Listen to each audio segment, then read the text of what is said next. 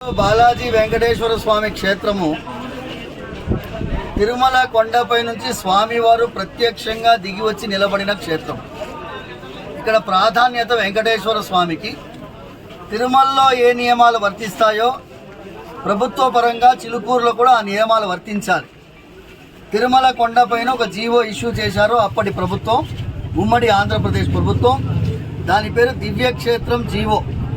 అంటే ఈ 2 కిలోమీటర్ రేడియస్లో కొత్తగా ఏ మత సంస్థ నిర్మాణం జరగడానికి వీల్లేదు. ఆ జీవోని ఇక్కడ అమలు పరచాలని కలెక్టరేట్ని కూడా నేను ప్రార్థిస్తున్నాను. పోలీస్ యంత్రాంగం సహకరిస్తున్నది. అక్కడ నిర్మాణానికి ఏ ప్రయత్నము జరగకూడదు. కలెక్టర్ గారిని జోక్యం చేసుకొని ఇక్కడ ఉండేటటువంటి పరిస్థితిని యథాతథంగా కొనసాగించాలని, నూతనంగా ఏ నిర్మాణ పనులు కూడా జరగకూడదని, ఇప్పుడైతే ప్రారంభించినటువంటి పనిని కూడా వెంటనే ఆపించాలని మనస్ఫూర్తిగా ప్రార్థిస్తున్నాను.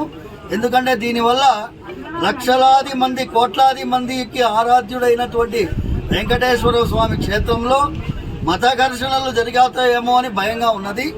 ఎందుకంటే యాంటీ సోషల్ ఎలిమెంట్స్ అంటే దీన్ని ఆసరాగా చేసుకొని ఒక మంచి సామరస్యమైన వాతావరణాన్ని పోగొట్టే ప్రయత్నం కొంతమంది జరిపే అవకాశం ఉంది. కాబట్టి ప్రభుత్వం చొరవ తీసుకోవాలని మనస్ఫూర్తిగా ప్రార్థిస్తూ, ఏ పరిస్థితి కూడా తలపెట్టకుండా, ఎమర్జెన్సీ సిచ్యువేషన్ క్రియేట్ కాకుండా అందరూ జాగ్రత్త పడాలని, అందరినీ సామరస్యంగా ఉండాలని ప్రార్థిస్తూ, మా సోదరులకు కూడా నేను చెప్తున్నాను, ఈ క్షేత్రాన్ని తిరుమల క్షేత్రంకు సమానమైనటువంటి చిలుకూరు బాలాజీ క్షేత్రం.